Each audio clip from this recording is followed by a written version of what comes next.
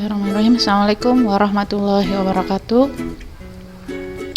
Hari ini Ibu akan menjelaskan materi kimia tentang pengenalan ilmu kimia. Jadi pengenalan ilmu kimia di sini materi sebelum kita mempelajari ilmu kimia yang lainnya.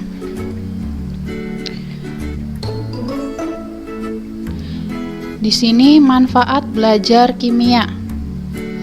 Pengenalan kimianya itu kita mengenal materi dan peran kimia. Ilmu kimia itu berasal dari kata bahasa Arab, dan kimia itu merupakan perubahan zat. Sehingga ilmu yang mempelajari tentang susunan struktur, sifat, dan perubahan materi, serta energi yang menyertai perubahan tersebut. Jadi itu pengertian ilmu kimia. Manfaat belajar kimia di sini memberikan pemahaman tentang alam sekitar dan proses yang terjadi. Kedua, produk yang menimbulkan masalah. Terus kita bisa melihat produk yang bermanfaat, dan selanjutnya kita bisa bahan kimia yang berbahaya bagi tubuh. Peran kimia terhadap ilmu pengetahuan lainnya. Yang pertama, kedokteran, farmasi, pertanian, biologi, seni, dan klimatologi.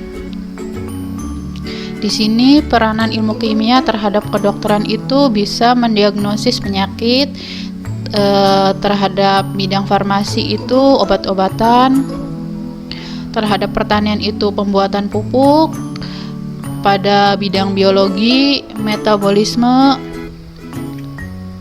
dan pada bidang seni cat, pada bidang klimatologi itu tes urin. Materi itu nanti kita akan belajar materi itu nanti definisi materi itu apa, sifatnya bagaimana, perubahannya bagaimana, dan penggolongannya. Apa yang dimaksud dengan materi? Materi adalah segala sesuatu yang memiliki massa dan menempati ruang. Contohnya seperti buku, seperti uang, ya bisa dilihat di sini ya. Ini contoh-contohnya materi. Selanjutnya sifat materi. Sifat materi itu pertama memiliki sifat fisika, yang kedua memiliki sifat kimia, yang ketiga memiliki sifat intensif, dan yang keempat memiliki sifat ekstensif. Sifat fisika di sini adalah keadaan fisis materi, seperti titik leleh, titik didih, massa jenis. Sedangkan sifat kimia itu perubahan materi menjadi materi lain. Contohnya di sini mudah berkarat, reaktivitas, seperti itu. Sifat intensif bergantung pada jumlah dan massa volume. Sedangkan sifat ekstensifnya tidak bergantung pada jumlah, warna, dan massa jenis. Perubahan fisika, perubahan yang tidak menghasilkan materi baru. Contohnya ini hanya berubah wujudnya saja, seperti es mencair, pelarutan gula terhadap air. Contoh juga di sini adalah kalau cair menjadi padat berarti membeku. Padat menjadi cair berarti melebur. Itu namanya perubahan fisika. Selanjutnya perubahan kimia. Perubahan yang menghasilkan materi baru atau zat baru. Contohnya di sini pencoklatan apel. Yang kedua, kembang api.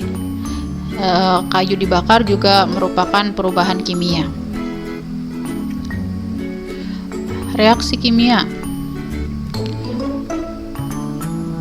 Ciri-ciri reaksi kimia itu perubahan warna, perubahan suhu, pembentukan endapan, dan pembentukan gas.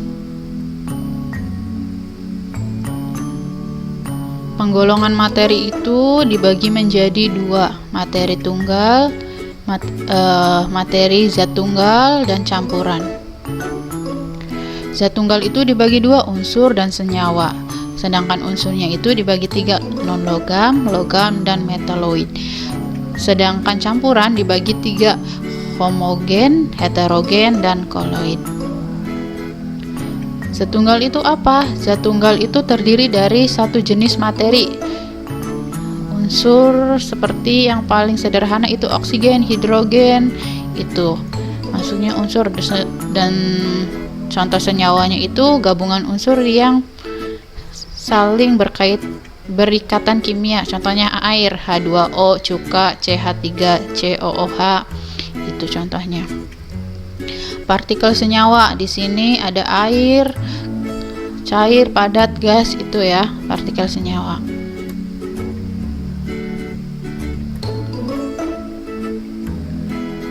Ini partikel unsur. Ada helium, atom, molekul oksigen, dan unsur non-logam lainnya. Sini campuran. Campuran itu apa? Terdiri dari dua jenis atau lebih materi. Contohnya larutan itu, terus suspensi, dan koloid. Campuran itu campuran homogen yang tidak dapat dibedakan lagi antara pelarut dan zat pelarutnya.